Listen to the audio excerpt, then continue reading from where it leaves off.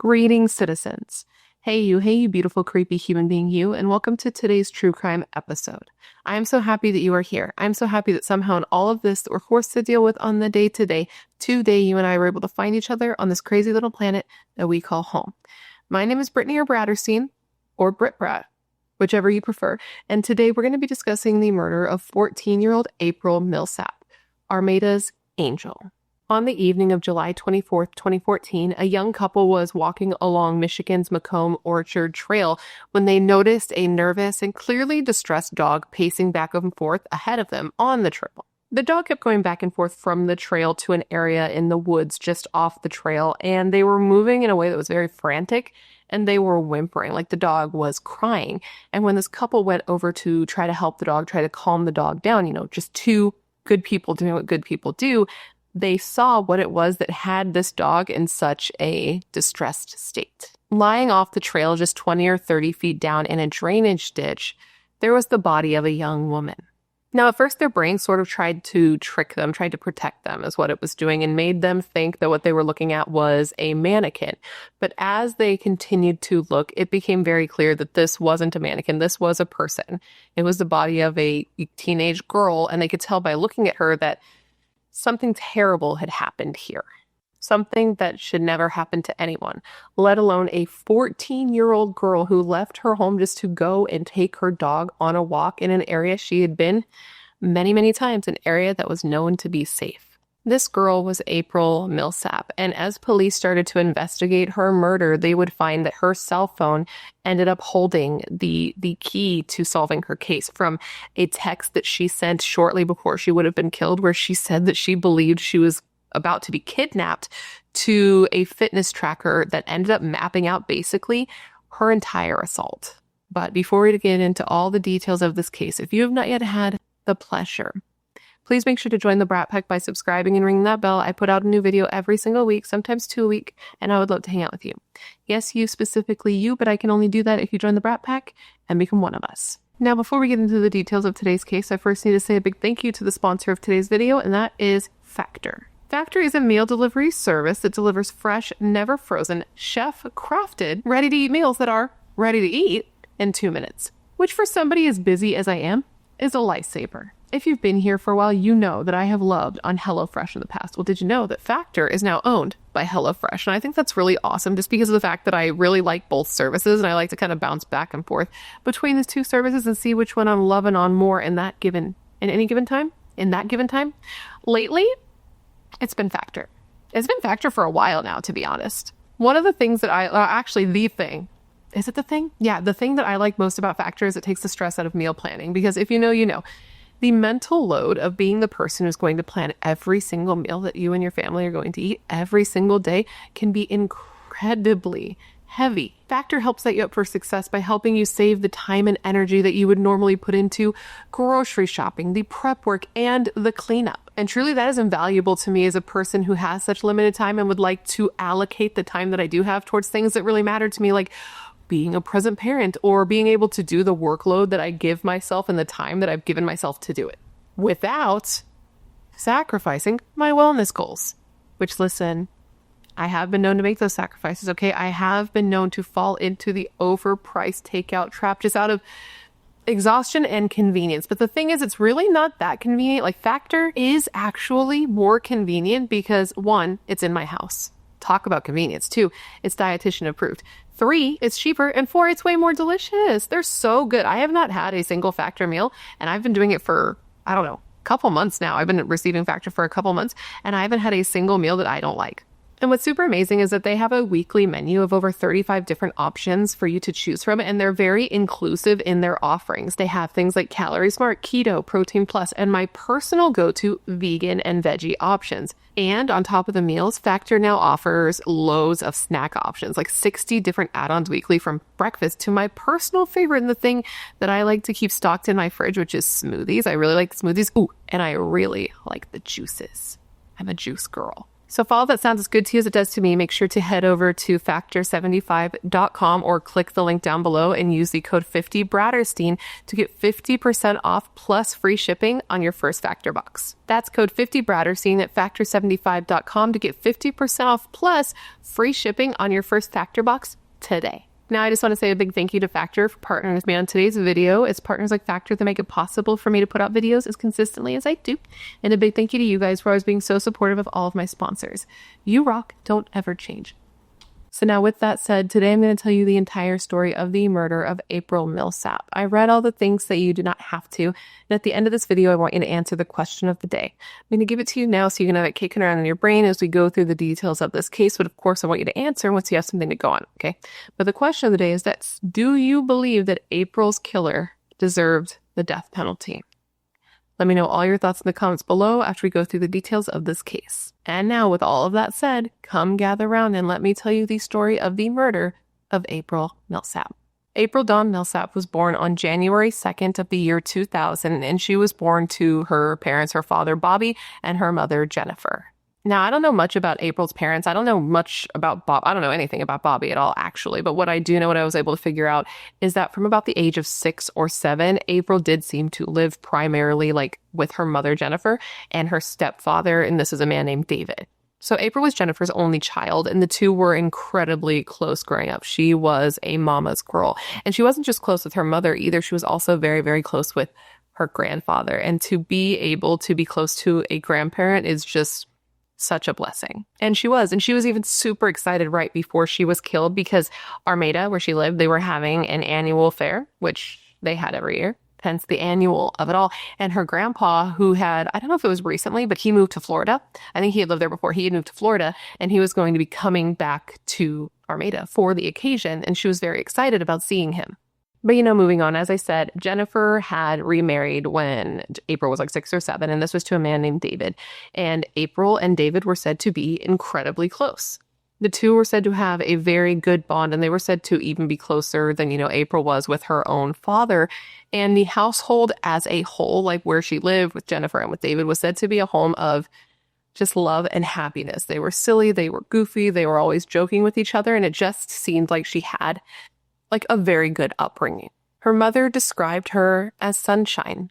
She said that she did not know what she was missing in her life until she had her only daughter, April. She said that April loved helping people. She was the type of person who would always be there if you needed her for literally anything. And her mother said specifically of this, and I quote, "She was caring, very caring, and loving." She was just said to be generous and kind and beautiful. She was like the kindest girl you'd ever meet. And she was friends with everybody. She was said to have like a gorgeous smile, even on her bad days. She was the type of girl who would go out of her way to make sure that other people's day was better. Growing up, April was a little bit of a quiet girl. It could be mistaken as shyness, but it wasn't shyness. It was quietness that resembled shyness, but was the type of quietness that would completely evaporate once you got to know her. Once you got to know her, she was actually said to be quite a big yapper, which can't agree. Her best friend said that she was the sweetest, most angelic person on the planet with this giant teddy bear phone case. Because again, she was a 14-year-old girl. April was artistic. She liked to draw. She liked to write poetry. She wrote short stories, and she liked to play the drums. And she was very creative. She loved to do her makeup, and she loved fashion. Her and her friends, I guess, would even like correspond, like they correspond, obviously text, most likely, and check in with each other to see what they were going to be wearing the next day so that they could like coordinate their outfits. She was just very much a typical teenager who, loved animals and wanted to be a model one day. But, at 14 years old, what she was most excited for, the most pressing thing that was about to happen in her life, was that she was going to be starting her freshman year of high school. She had recently graduated from Armada Middle School, and she was going to be starting high school in the fall. Okay, so her life was everything. Everything for her was just at the precipice of beginning when it was violently taken away from her on that summer evening in 2014. So to set the scene, we are in Armada, Michigan, which if you're local, please tell me if I'm saying that correctly. Armada, Armada, potato, Patata, Michigan. This is a small town, and it's about 35 miles away from Detroit.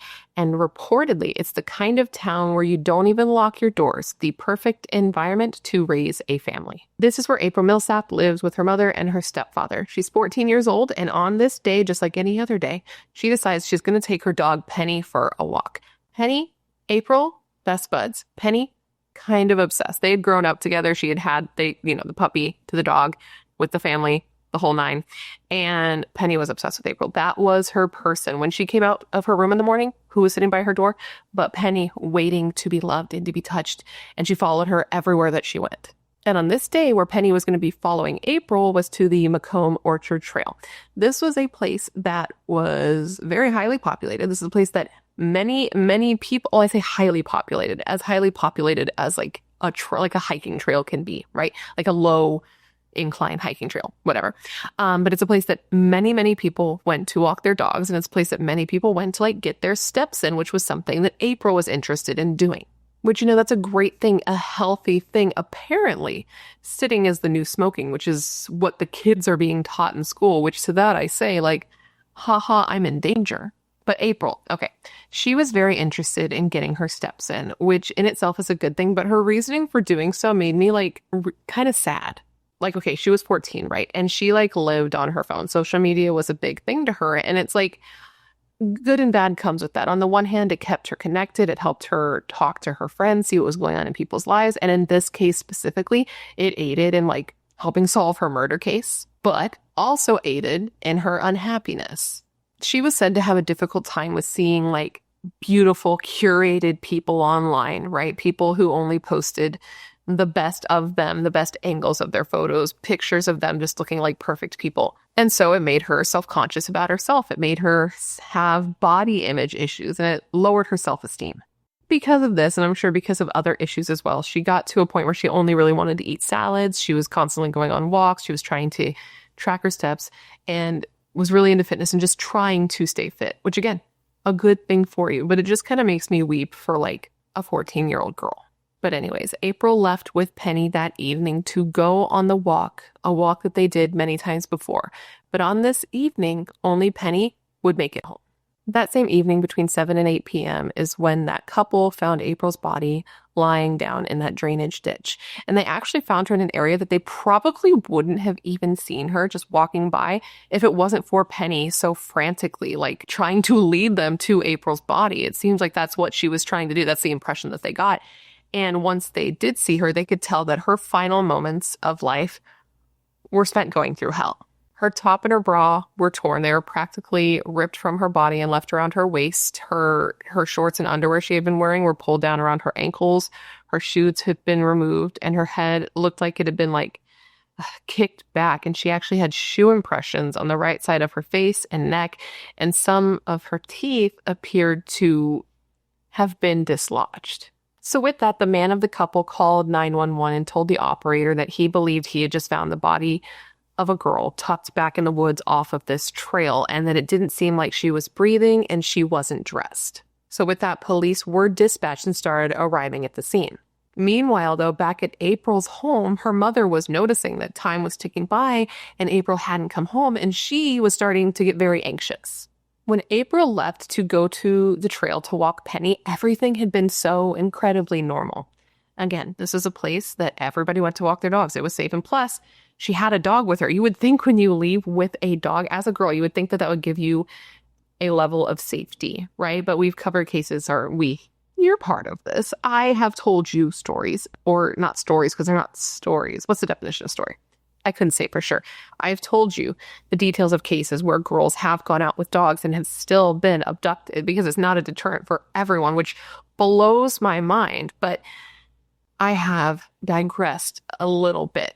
The point is, everything was so normal when she left. It was such an unremarkable exit from the home that they didn't even, April and her mother didn't say goodbye to each other, didn't say I love you. There were no hugs. She just assumed that her daughter would be right back. Now, when April didn't come back right away, Jennifer didn't freak out immediately. April did sometimes stay out when she was on her walks a little bit longer than one would expect the walk to take. And that's because Jennifer actually knew that when she would go out sometimes to go on these walks, she would really be taking the dog and going and meeting up with her friends or with her boyfriend, Austin. And Jennifer said that April didn't actually know that her mom knew that she knew. I think I said that right. But she did know, and she just didn't say anything to April because she wanted to give her like the feeling of getting away with something, which makes me wonder if my mom ever did that to me. If she knew some things I was doing and just didn't say anything because it wasn't that serious and she wanted me to like feel like a rebel. I don't think so. I was pretty sneaky, but I'm curious. Now, after a while, she did get to a point where she felt like she couldn't wait anymore. She was getting like a pit in her stomach, like something terrible had happened because 2 hours had gone by. She had sent several texts to April to try to figure out what was taking so long, hadn't gotten a response. She had even called more than once, had left her a voicemail and didn't get a call back. And for a girl who always had her phone in her hand, it was like glued to her, as with, I think, all of us. I mean, I can't speak for you, but I think a lot of people have their phones glued to their hand to a point that it's kind of not good for us anymore. So April was like that. So it was weird for her not to get back to her mom. Like she wouldn't miss all of those notifications because she'd eventually be looking at that phone in her hand. So Jennifer, April's mom, calls April's boyfriend. This is a guy named Austin. And she's like, hey, have you spoken to April? Do you know where she is? What's going on? And he said no, he didn't know where she was and he hadn't actually seen her at all that day. He did, though, have something very interesting to tell Jennifer because he hadn't noticed this before, but April had actually sent him a text while she was out on her walk. Apparently, at about 6:30 p.m., she sent a text message to Austin that said, quote, I think I almost got kidnapped. OMFG. OMFG, yes. Which is, oh my fucking God. So now with Jennifer calling Austin, asking about April, and him finally looking at his phone and seeing this notification from April, he's thinking now that something might be wrong for her to send a message like that. She could be joking, but then did not respond to anybody after, seemed concerning. So he headed over to April's house, and then Jennifer, April's mom, rewind. He heads over to April's house where he meets with April's mom, and the two of them, knowing where April was going on her walk, Jennifer knew, I don't know if Austin did, went out and tried to look for her, basically. And when they did that, they were met with cops. Well, actually, it was Austin who first saw the police because they wanted to cover more ground. So Austin had been the one walking on the trail, and Jennifer was driving around nearby to see if she could see her anywhere. So Austin sees the police activity, contacts Jennifer, is like, you should probably come over here. She goes and meets him, and that's when she speaks to police, and she tells them that they are out there looking for her missing teenage daughter. Now, they don't tell her anything that's going on at that moment, but they ask her if she wouldn't mind going to the police station so they could talk to her. I cannot even imagine what she must have been thinking in that moment. Like, why are you all here before we've called you, and why are you asking me to go to the station when my daughter's missing? I've looked and I've watched interviews with her, and she doesn't talk about how she felt, at least that I've seen during that time. But then she's taken to the station where she waits for 10 hours, dude. 10 hours before they finally tell her that a body was found on the trail, but they didn't know for sure if the body was April. And you know what's so frustrating about this situation, besides like many things that are frustrating about the situation, is that during these, again, 10 hours that Jennifer was in the police station, she wasn't even able to be with her husband, okay?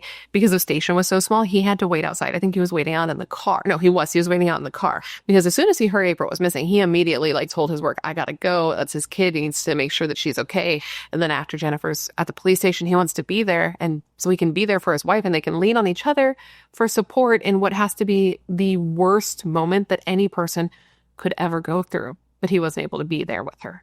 Instead, he's sitting in the car, he's listening to the radio, listening to the news, and hears about a body being found on the trail and knows in that moment immediately that April's dead.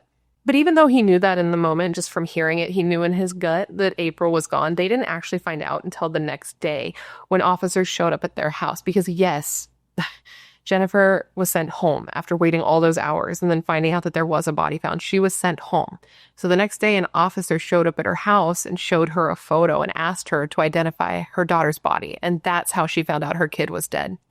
And once she learned that her daughter was dead, she just wailed. Okay, she just guttural scream because everything that she cared about, everything that she loved, everything she was gone in that moment. Now, as soon as the news got out that a body of a teenager had been found on that trail, everybody went into a bit of shock and panic. And even, and this is so sad, but April's friends started texting each other. Okay, started texting each other. I don't know if there was a group chat situation. It seemed like maybe there was, but they all started texting each other to confirm that everybody was okay because teenage girl their age was found. And everybody started responding that they were fine and that they were shocked. They couldn't believe something like this happened. And only one person didn't respond, a girl who was usually glued to her phone. And this was April. And that's when they knew that it was April who was gone, before it was even announced that she was the one that was gone. And then once the news got out that it was, in fact, April who had been found killed off of the trail, it was just incredibly difficult for people to accept, and people were heartbroken. Basically, the entire town became covered with pink ribbons, April's favorite color, the same color that the urn that held her ashes was. It was this pink urn with butterflies on it. And basically, the entire town just wanted to make sure that her family knew that April was so important and that she was on everyone's minds. April's family really was embraced so tightly by their community after April was killed. Like, her mother has done interviews and she's talked about this on a number of occasions where she was just so incredibly grateful to how her neighbors responded to this, how there for her they were. I mean, hundreds of people came to April's funeral, a lot of them wearing pink in honor of April to show that they were there in support of April. And before that, hundreds of people came to a candlelight vigil in her honor as well. And April's grandfather said that all of these things, the ribbons and the pink ribbons were all over town, and the memorials, there were different memorials put up for her. Like, for example, there was a tree that was planted near the middle school where she had just graduated from. And he said that seeing these things, it made him feel good to see these, the way people were remembering her. And this poor man was just so heartbroken because, again, him and his granddaughter were very close. He had moved to Florida, but he would make sure that April came down and saw him often. They would have visits often. And when she would come down, they would make the best of it. They would go to Disney World. And he just said that she was incredibly special to him. What would have been April's high school, well, it was a school, but it would have been April's high school. They opened their doors early and they offered grief counseling sessions to anybody who may need it. And the first people who showed up were Austin, April's boyfriend, and his parents. And it had to be so eerie to have that set up at the school because just a couple of buildings over, or just like right over there, basically, the school administration's building, had been taken over by the police to be used as like the headquarter to look for April's killer. It was just a very intense time. People were very scared. A lot of kids didn't go outside anymore. And when they did, they were on the buddy system. They always had to be with another person, and they always had to make sure they were home before dark. And I feel like even if this wasn't something that their parents were requiring, this is something that they want to do because people were scared. This seemed to be so incredibly random. And it took a while for somebody to be caught for this. And like, for example, in things that show that there was such fear here and things that the community did to try to aid in that is that once April school did begin, they made some changes in the bus system. I hope I'm explaining this correctly. Basically, prior to April being murdered, there were about 100 kids, both in middle school and high school, who were not able to ride the bus to school, so they'd have to get rides or walk because of their proximity to the school. Okay, but because of the serious fear that there was, the school actually did what they could to make sure that these kids would have the option to actually take a bus to and from school so that they wouldn't be walking alone because people were so scared. So they made it so that these older kids had the option to wait, I believe it was like an hour after school, to ride home with the grade school kids on the same bus. Like, they didn't have the resources to have more buses or more routes because like it was a small operation. They just didn't have the money for that. But they wanted to do what they could to help kids and their parents feel safer because there was this black cloud of fear that lingered over the entire area. Everyone was just so on edge, and that's because time was ticking by and nobody was in custody for April's murder. Now, when April's body was first found, almost immediately local police started working with Michigan State Police because their town was so small and their police department specifically was so small that oftentimes there was like one officer working at a time. So this was just like past their expertise. So when the Michigan State Police came and they started looking at the scene with local police, they found that there really wasn't that much to go on. All they really know is that their killer was incredibly vicious. But besides that, the few things that they were actually able to determine from looking at the scene was, one, that April's killer was wearing a pair of track shoes, like tennis shoes, due to the impressions that were left on her face and body from how she was killed. They were able to take those impressions and see that. And they were also able to tell that robbery didn't really seem to be the motive for a couple of reasons. One, the condition that her body was in, the way that she was dressed or undressed showed that there's probably some sort of assault or attempted assault. And two, she didn't really have anything on her. Like, robbing a 14-year-old, what are you really going to get? The only thing that was missing was her cell phone and her backpack, which is all that she had, but it didn't line up with robbery. Now, to go back a little bit, I mentioned that they were able to take shoe impressions from April, and that's because they determined that she had basically been stomped to death. Like, it's so horrific, but an autopsy revealed that April had suffered 48 injuries during her attack, including numerous bruises to her face, her neck, and her upper torso. And during the course of the examination, the coroner also saw that she had extensive bleeding around her eyes, her jaw, and her neck, as well as internal hemorrhaging under her scalp and around her trachea. Her killer had literally stomped on her neck with such force that he crushed her windpipe. And her cause of death was homicide due to asphyxiation and blunt force trauma. Now, as I stated before, because of the condition of her body and the way that she was undressed, they did believe that some sort of assault took place here. But when they searched the scene and they searched her body, there was no male fluids found on her body or near her body. So this led them to believe that he was unsuccessful in his attempt, probably due to the fact that he was interrupted and decided to flee. This is the theory they were working under. So that's the information they had to work with. And now they just kind of had to start looking at suspects and seeing if anybody seemed like they were the one that did this and see if they could prove that they were the one that did this, right? And the first person they started looking at was April's boyfriend, Austin, because he was the love interest. And more often than not, when women are murdered, when girls are murdered, it's by a love interest. But we're the emotional ones. Okay. Anyways. And on top of that, he was the first person she knew to come upon the murder scene. So Austin sat down with police and he was questioned, and he denied having any involvement with what happened to April. He did tell police about the text message that she had sent him where she said that she believed she was about to be kidnapped, or that she almost had been kidnapped. And he had actually turned over his phone to police. He let them look through it. He let them search it. And they did notice a couple of things that were odd. One thing that was notably odd to them was that she sent him this message about almost being kidnapped, and he didn't respond to her. Now, Austin says that he didn't realize that she had sent him the message about almost being kidnapped. He says that he didn't see it in his phone till like an hour later because the area that he was at didn't have service, and that he only noticed that this text came in after Jennifer called him looking for April.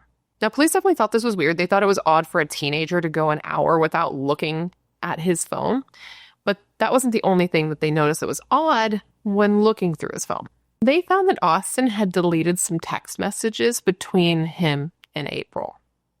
They were able to tell this, and they confirmed with him that he had done this. He had done this because previous to her disappearance, to her murder, they had been arguing.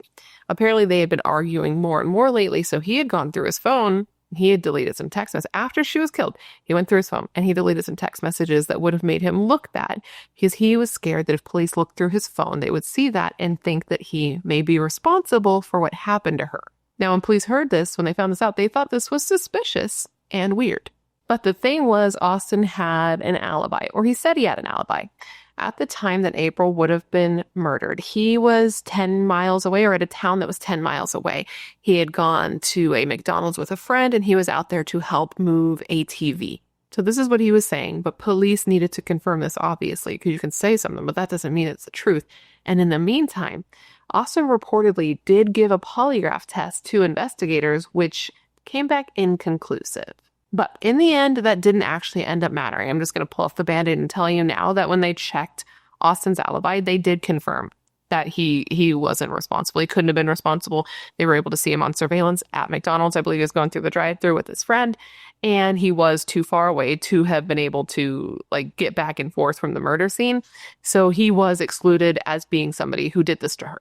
Now, what's sad here is that despite having an alibi and despite it being confirmed, people did suspect Austin, okay?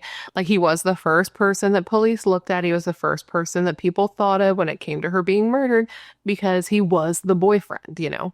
But, you know, April's family, April's friends, they never thought that he was responsible. They thought that the reason that people were suspecting him, besides the fact that he was a boyfriend, was just sort of like perception, because like April and her group of friends were kind of like the misfits. They were the edgy kids hanging out in the park. April's boyfriend was, you know, a little loud, kind of a troublemaker, but the two had been dating for, I believe, about a year, and they were thought to be a good match. Her parents liked him. Her stepdad would often invite him over to do things together, like work on cars, man shit, so that he could kind of like try to get a vibe off of him. And the vibe he got off Austin was a good one. So with Austin's alibi in tow, police were doing everything they could to like garner leads in the case. For example, they started stopping all traffic that was coming in and out of Armada. I don't know if it was past Armada, but in and out of the area that she would have been killed at the same time on the same day. No, at the same time, like every day that she would have been killed. Because basically what police were operating under is that people were creatures of habit, and that if people were coming and going from the area on any given day, it would be the same time on most days because people had similar schedules because, again, they were creatures of habit. Does this make sense? Am I saying it right? Basically, they thought that they'd run into, by doing this like stopping of incoming and outgoing traffic, that they would be able to run into some people who had been out doing the same kind of commute on the day that April was killed at the same time. Great. Now, in addition to trying to speak to people and trying to garner leads of who may have done this, they were also trying to locate April's missing cell phone, because they were operating under the assumption that whoever did this to her was somebody she knew. And that if it was somebody she knew and her cell phone was missing, that perhaps there were some clues on her cell phone as to who she may have been meeting that day at the park, which is why the cell phone was missing in the first place, because whoever it was kind of trying to cover their tracks. Every detective from 3 counties basically was being used to try and do like grid searches to find April's missing cell phone and any other evidence that could be useful. They also searched and dredged the Amo Lake, which was near where April's body was found, but at first they found nothing. Now, while those searches were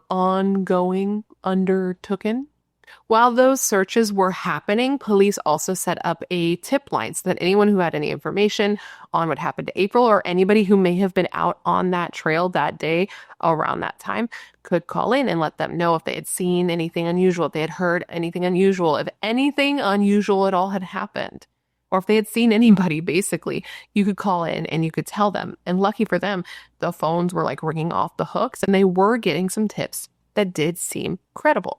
Now, the first tip that came in that seemed like it might have been something worth looking into was a tip that there had been a light-colored, either gray or white painters-like van with dents on it that was seen near the area of the crime scene around the time that the murder would have been taking place. And reportedly, 2 men had been inside this van. Apparently, when this van was driving around, it was suspicious enough looking that even before, like, April was killed, and even before someone would know that seeing this van may be noteworthy, someone had actually taken a video of this van driving by. And then when it was released that April was killed, they gave this video of this van over to police. So a screenshot was taken from this video, and that screenshot was broadcast to the media, asking the public for any information. And the owner of this van, the dude that was actually driving it, ended up seeing it on the news and was like, oh shit, that's me, and contacted police and was like, hey, yeah, I'm the one who was driving that van, but I definitely didn't have anything to do with killing that girl. And they were able to confirm that this van had nothing to do with what happened to April. So that ended up being a dead end. But there were more tips. For example, a man had called into the tip line and said that the day that April was killed on that trail, he had actually been on that trail with his 2 daughters and had seen April talking to a man who was on a blue and white motorcycle. Now, he was able to confirm that this was, in fact, April, because his 2 daughters, knew April. They went to the same school or they knew each other, basically. So this seemed incredibly promising. And it got even more promising when another tip came in. And this was a woman who said that the day that April was killed, she had been out on the trail riding bikes with her daughter. And while out, she passed by a girl who looked like April, who was holding the leash of a black and white dog. She said that this girl who looked like April, who it sounds like was April because of the whole black and white dog of it all, she said that this girl was talking to a guy who was wearing a black helmet and like either standing by or sitting on an off-road bike. She said that when she had circled back after, they're riding bikes. So when they circled back and got to the same area, she didn't see the guy, she didn't see the girl, and she didn't see the dog. But she did see that the bike was parked off the side of the trail. But she did say that she saw somebody. She said if she started to pass by the area, she saw that in the woods, there was a man. Now, this man was no longer wearing the helmet, or this man wasn't wearing a helmet, rather. Okay. So she couldn't confirm it was the same man who had been wearing the helmet, but there was a man who was in the woods. And when she made eye contact with him and tried to, do a how do you do friend, some people say hi when they walk by. I guess it depends on where you're from. You walk by somebody on a trail in LA, they're probably not going to say hi. You might not even get the nothing. But, it might be different in Armada. But basically when she went to like, hello, he didn't say anything back to her. And instead, he actually gave her a look that was angry. And it was to the point that it made her feel incredibly uncomfortable and made her feel like she needed to just leave the area right away. So she and her daughter pedaled straight home. So having two people say that they had both seen April in the park. I don't think it's a park. On the trail that day, talking to a man with a motorcycle seemed very promising. So these people were actually brought in to sit down with a sketch artist, and they came up with a composite sketch of the person they had seen.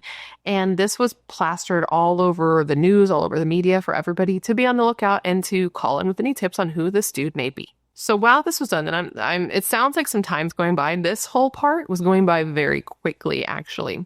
And so basically while this was going on, the police got very lucky because an Armada police officer was getting like a lunch or was on a lunch date in a neighboring town or a neighboring county.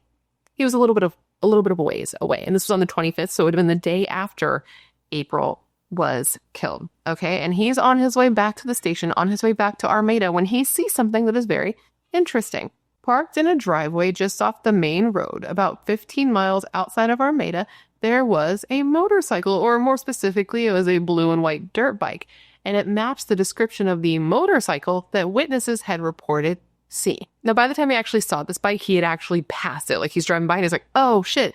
So he doubles back because obviously he wants to take some pictures. So he does. He takes some pictures so he can take these pictures and take them back to Armada so he can sit down with these witnesses and show them these pictures and see if this was the same bike as the one that they had seen before. And guess what? It was. So, question for you. If you were to kill someone, first, get away. Go away. You're not welcome. Second, if you were to kill someone and you knew that your very identifiable bike had been seen around the time that you would have committed this crime, would you not have tried to conceal the bike in some way? Perhaps hide it in a garage or just get rid of it altogether? I'm glad that he didn't. You know what I mean? Because I'm glad that people are stupid. But would you or would you not do that? That's my question. So anyways, after getting the confirmation from the witnesses that this bike looks like the bike that was owned by the guy who they thought might have been with April the day she was killed, a sentence, they ran the plates through their system and they found out that the bike, the genius that this bike was registered to, is a 32-year-old man named James VanCallis. And when they bring up his photo and they look at his photo and they look at the police sketch, they're like, actually, these guys look a bit alike, don't they? I think I know who that bitch was, basically. So with that information in tow, police were able to get a search warrant for the VanKalis household. So they went there, they start searching for anything that might link him to April's murder. And in the meantime, he's there and he's actually being questioned by police and they're trying to figure out where he was and who may have seen him and what he was doing at the time that April was killed. So he said that the day April was killed, he left his house at about 5 p.m. because he was going to go and visit his brother. He said that on the way to going to his brother's house, he did drive through Armada. It was a place he was familiar with. He lived about 15, 20 minutes away, but he had grown up there. So it was a place he was familiar enough with to drive through. So it would explain why he might have been seen there. But he said that he never stopped. He said he got to his brother's house about 6 p.m. and then left at about 7:30 and went straight home. He was asked what sort of shoes he was wearing on the day that he went and saw his brother, the day April was killed, and he said he was wearing a pair of K Swiss tennis shoes, and he was even able to give the shoes to the police right then because he was being questioned in his house while they're looking through his house. And when they look at the bottom of these shoes, they can just visually tell right away that these are not the shoes that were worn, or these are not the shoes that left the impression on April's skin because it just didn't match at all. Now, during the search of his house, they didn't find anything that would link this guy James, to April's murder. But they were still feeling a little bit weird about him, even with his alibi in tow. And they were actually feeling a little weird about his dad, which we're about to get into. But lucky for them, they did find something else going on in the house that made it so they could arrest not just James, but also his father, also named James. So apparently inside the home, they had hella weed plants. They had a bunch of weed growing. It wasn't in the home. It was in a shed or something, like a dog shed in the backyard, something like that. But they found hella weed. I guess James Jr. did have a license to be able to sell weed, but with that, you're only allowed to have 36 plants, and they had 52 plants. And by my calculations, 52 is more than 36. So James VanCallis Jr. was arrested, and so was his dad, because they were actually thinking that it may not be James Jr. who had anything to do with what happened to April, but maybe his father instead, because his father had a bit of a record. 66-year-old James VanCallis Sr. was a Tier 3 registered sex offender and was convicted on 2 counts of criminal sexual misconduct, both in 1995. One charge had to do with things that he did with a person who was under the age of 13, bro. And the other charge involved a victim that was between the ages of 13 and 16 years old. And I can't really do the math on that right now, but he was 66 in 2014. That's what, 20 years about? 20-ish years? Again, I'm tired. He was old, and they were young, and that's gross. And you're gross. Not you. James Sr., you're gross. But anyways, both men were arrested. Both men were held on, I believe it was $75,000 for their bond, and both of them were very upset about this. Okay, James Jr. was said to have cried during his arraignment, and James Sr. just begged and pleaded with the judge to just let him go because he needed to be with his dogs, and he had done nothing wrong. Now, when these two dudes were arrested for the drug charges, the community was kind of split on the situation. They weren't sure if they felt confident that this had anything to do with April. And it would be months before they would find out if it did, right? But it was kind of like they were like, okay, these two dudes had no connection to her. They had no reason to want to hurt her. There was nothing that linked her to either of these two men. And even the family was not really convinced that they were looking in the right direction. April's stepdad, for example, David said that they kind of felt like this was a wrong place, wrong time type of situation. But the connection between April and James would be established, and it would come from an unexpected place. And that's when a woman named Crystal, this was James VanKalis Jr.'s girlfriend, now ex-girlfriend, she calls the police in tears, wanting to give them some information. So basically when police had came to James's house, James and James, they both lived there. Anyways, when they came to the VanKalis household and they were searching the home, Crystal was there. So she's seeing what's happening and she's hearing James while we're not going to talk about James Sr. anymore. So anytime I say James, I'm talking about Jr. So they're talking to James and they're asking him about his alibi, and she hears him telling his alibi and telling them what was going on and seeing him produce the shoes. And she knows from listening to him that he's fucking lying to the cops. And I can't imagine being the girlfriend of a guy whose house is being searched by police for baby being connected to somebody who tried to assault and murdered a 14-year-old child. And he's lying. But that's what was happening here. Now, Crystal didn't come forward to police right away. She said that she was scared to do so because basically, she and James met when she was right out of high school. He was 27 and she was just 17 years old. And she said for her, it felt like love at first sight. But once they were together, he totally changed. She said that he was abusive, that he threatened to kill her or her family if she was ever to leave him, and she was just scared of him. So when he told her to lie for him or to keep quiet for him, she did. But now that James was in jail, she felt safer. She felt more comfortable being open, and she told police everything she knew and agreed to testify against him. And the information she had was damning, okay? She said the evening rather, that James went to see his brother, she didn't really think that's what he was doing. She also said that when he told police he had been wearing the K-Swiss shoes when he left that day to go see his brother, she said that was not true. Instead, he had been wearing a pair of Nike Air Flight gym shoes. She said that he left, came home way later than expected, and made a point to immediately clean his shoes. She said that he was scrubbing these shoes with a sock using soap and hand sanitizer, which is something that he had never done before, especially right after walking in the door from being somewhere. And she said when she asked him what are you doing? He said he was cleaning oil off of his shoes. And though these were a pair of his favorite shoes, after this night, she never even saw them again. And you know what? We never did find his shoes. Well, we never found his shoes. We'll get there. But police decided to get creative since he didn't have the shoes in his possession anymore. And they went to social media because they were like, okay, if they're his favorite shoes, then perhaps he might have some photos or videos of himself wearing said shoes. And booyah, they did. They were able to prove he owned the shoes. They were able to prove that he often wore the shoes. And so they went out and they bought a pair of identical shoes and then looked at the tread, and they were able to confirm and match that this was the tread of the shoe that had been worn by April's killer. And you know what? That wasn't all they had either. They had the photos from social media, which is great. But when they took his phone, they also found photos of him in the shoes in his phone, which is not good, but it got even worse from there. Inside his phone, they also found some voyeuristic photos of teenage girls, photos of girls that were taken from a distance that they would not have known that he was taking. And there were concerning searches, Google search history searches. For example, he searched Google asking, how can an older guy be attracted how to get young girls interested in older guys. He was an older guy and April was a younger girl. So with that evidence in mind, circumstantial evidence for sure, but evidence that definitely paints a picture. 6 months after April was murdered, James VanKalis was charged with her murder. And more specifically, he was charged with murder, kidnapping, and attempted rape. And now he was being hailed. I was born in Missouri. He was being held without bond. Now, his attorney did try to fight this, saying that the case against James was entirely circumstantial and said that James was very upset that police zeroed in on him and he was already arrested and charged him with something that he just did not do.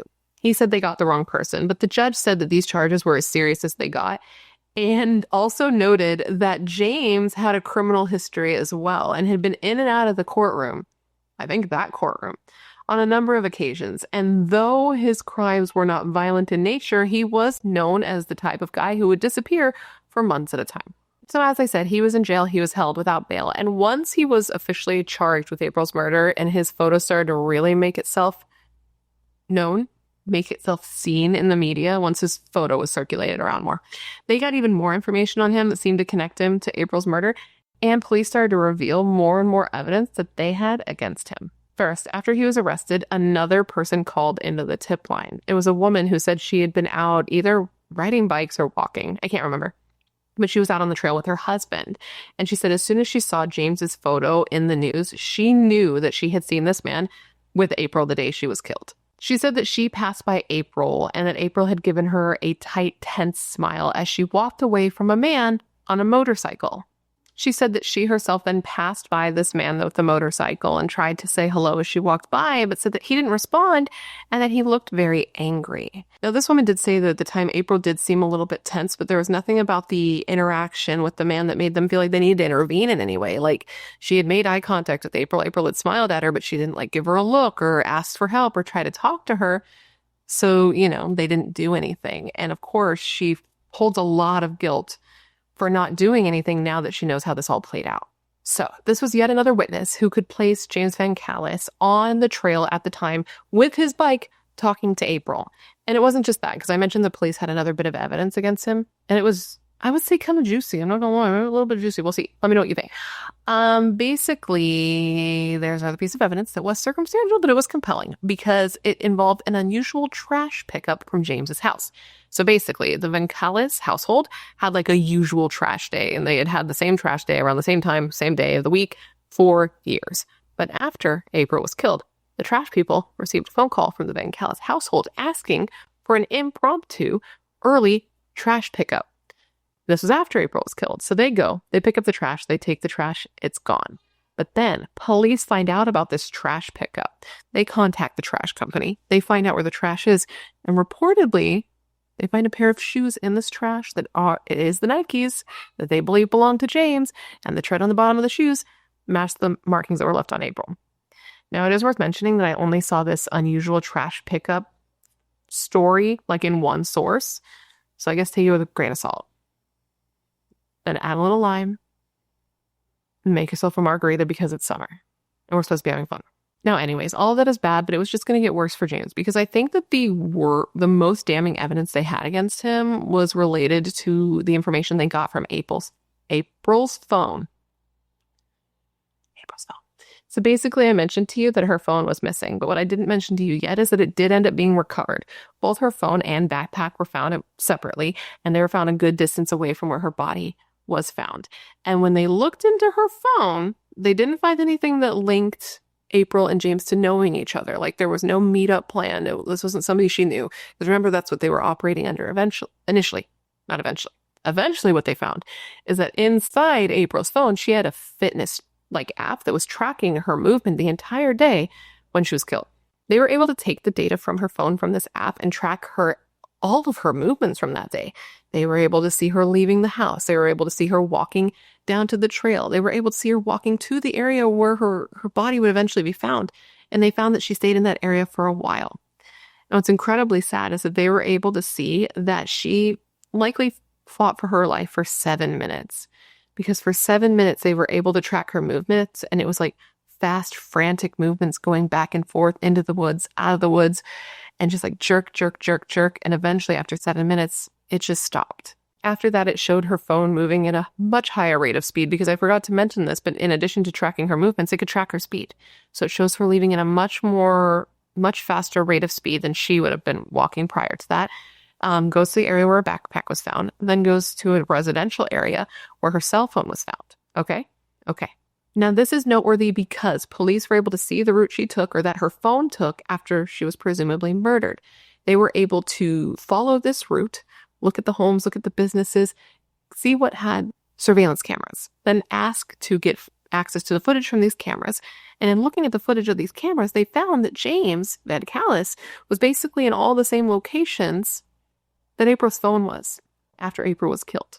Okay, they were able to see him on camera in the exact same place as April's phone, even though, weird, he was supposed to be miles away at his brother's house, but yet he is on surveillance in the areas with April's phone. So this was huge for the prosecution once they went to trial, because I didn't mention this yet, but of course James pled not guilty. He maintained that he was nowhere near the trails and had never spoken to April a day in his life. But all the evidence they had, like witness testimony, the fitness tracker, him on surveillance, showed that that was just simply not true. And if I remember correctly, just for a fun aside, a little fun fact for you, I believe this is the first criminal case in Michigan, like the first murder case where they used a fitness app like this and the data taken from it in trial, which I thought was cool. But anyways, the legal of it all. James's trial began in January of 2015, and when the trial took place, the first 2 rows were filled with April's family and friends, all wearing pink in her honor.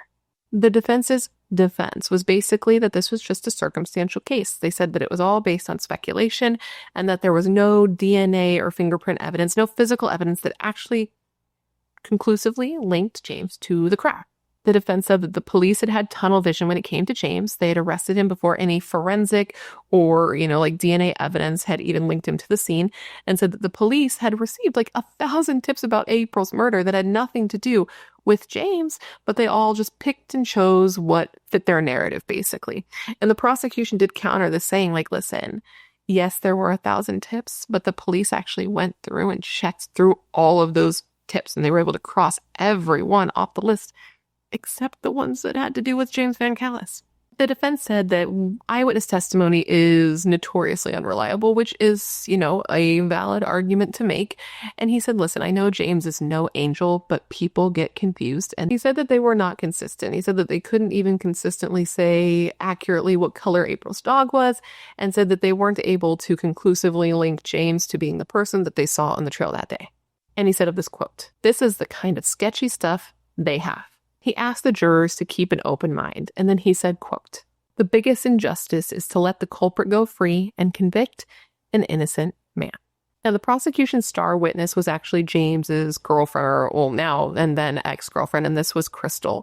She went on the stand and she told the court everything that James did, everything he said, all the weird things about that night, and she seemed incredibly sincere. And that was very important because she told the court that James had said to her after April's murder, quote, "I messed up. I need you to stand by me." But, James's defense attorney tried to make the jurors question Crystal's credibility. He said that Crystal was coerced into making, quote, cockamamie comments about his client after she was threatened by police, and then also said that Crystal just wanted to frame James for murder. And to that I say, cockamamie is such an underutilized word. Let's bring back cockamamie. Justin? Timberlake? Bring it back. Okay. The prosecution told the court that April was stomped to death. They said this wasn't the situation where somebody hit her one too many times. This was clearly a deliberate murder. And then the prosecutor said of this, and I quote, "There's stomp marks, foot marks, all over her face and jaw." And man, that's so vicious. Like, whoever did this, James, had to have such anger and rage in them towards girls, women specifically, to do something like that. And James seemed to have that. He really did seem to have rage and a dislike towards women. I mean, we already know that he abused Crystal, but let's say that for whatever reason that is not enough for you. Even when he was on trial for murder, he was not able to keep his contempt towards women in check. During the trial, when his judge, who was a woman, his female judge, was trying to give him instructions to do something, he literally snapped at her. And it was to the point that his own attorney went up to him and was just like, "Bro, you need to not say anything." So do with that information what you will. So that's bad. But what was worse? What was the worst thing that he could have possibly done is shown zero remorse. And it was notable. People in court noticed it. Even the jurors noticed that he showed no remorse. Even when they're describing what happened to this girl, even when they're showing autopsy photos of a 14-year-old girl who was beaten and stomped to death, he showed zero remorse. And I find that to be crazy, especially if you are on trial for a murder that you didn't commit. You would think that seeing photos of a beaten to death 14-year-old child would elicit some sort of emotion from you. Right? That it would be shocking, that it would be horrifying, that it would make you cry, because what is wrong with you if it doesn't, And still, nothing from him.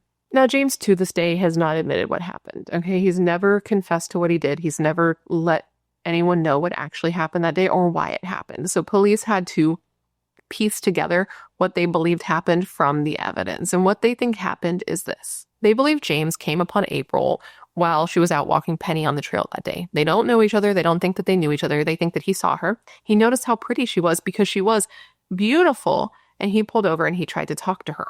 They believe he likely made a pass at her and that she rejected him, and that something in the way he reacted to the rejection is what caused her to send that text message to her boyfriend saying that she thought she was about to have been kidnapped. They believe that he was pissed off at being rejected, so he took his bike helmet and went up to her and hit her on the side of the head with the helmet because she had blunt force trauma there that would have lined up with the helmet. And once she was on the ground, he then grabbed her and drug her off the path where he attempted to assault her. Okay. And that he wasn't able to. And why he wasn't able to, they don't know for sure. They don't know if maybe it was that woman who went by on the bikes who saw him in the woods and made eye contact with them. They don't know if it was Penny barking her head off and losing her mind because her owner was being attacked by this fucking loser. Or if maybe it's just that he is an impotent fuck. But he wasn't able to.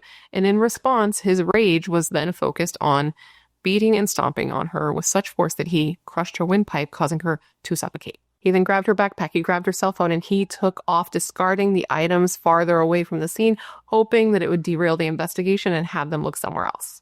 The jury was shown a photo of April after she was killed, and there was a noticeable bruise above one of her eyes. And the prosecution told the jury that that mark, that bruise above her eye, was a perfect match for the helmet that James had. Now, it is noteworthy that there was no DNA found on this helmet, but they said that he just simply cleaned it. So with that, the jury was sent to deliberate. And in February of 2016, after 6 hours of deliberation, the jury had come back with their verdict. They had found a now 34-year-old James VanKalis guilty of first-degree murder, first-degree felony murder, kidnapping, and intent to rape. The jury said that even though the evidence was circumstantial, it was overwhelming and damning. They believed that the prosecution's theory that he had hit her with the helmet was credible, and said that they believed, like the jury foreman came out and said that he believed that James VanKalis had killed April in a fit of rage after being rejected by her, and said that he believed that if James had just looked at the evidence himself, he would look at it and be like, damn, I am guilty. And he said that James proclaiming his innocence was the biggest lie he had ever heard. The foreman of this jury was so certain of James VanKalis' guilt that he came to the sentencing phase, which isn't something that jurors have to do, but he did. And he wore pink in April's honor. And before James was sentenced, Jennifer, April's mother, was able to speak in court to her daughter's killer, which was incredibly heartbreaking. I can't tell you every single thing she said because she did say a lot, but I do want to tell you some of the things she said. Like, I want to give you her quotes because I think it's important to remember how real these situations are and to see the aftermath, the pain that it causes to the people who are left behind. Because this woman, this mother, is gutted, okay? Her life will never be the same. Since her daughter's been killed, she suffers with anxiety and depression and just constant heartache from losing her only child. So she said to him in part, and I quote, "What did April ever do to you for you to be so brutal with her?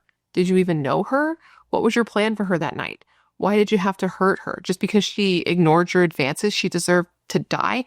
What made you so darn special?" She told him like she didn't understand why he had to do what he did. It made no sense in her mind that he would have to be so intense and brutal with her just because he turned down her advances. Like he was a grown man and she was a child. And she said to him in part, like more what she said, quote, "I hope the four walls close in on you and choke you. I hope when you close your eyes, you see only April over and over and over again. You will die behind those bars alone. I hope the inmates know what you did." Same. She told him, like, you stole my daughter's life and you stole the rest of mine. She said she knows the Bible says you're supposed to forgive people who do wrong to you, but said what he did was unforgivable. She said he can apologize as much as he wants, but it's never going to be accepted by anyone. So he's just wasting his breath. And then she added, quote, "I pity you and I hate you and I can never forgive you." With that, the judge sentenced James VanKalis to life in prison. And when he was led out of the courtroom after being sentenced, his mother, Brenda, yelled out to him, quote, "James, we love you. We'll get you out. We will." To which I'm like, listen, I know that that's your kid. I know you're going through a loss yourself, but there is a place and there is a time, and this was April's family's time, in my opinion. I don't think that's controversial, but perhaps it is. I don't know.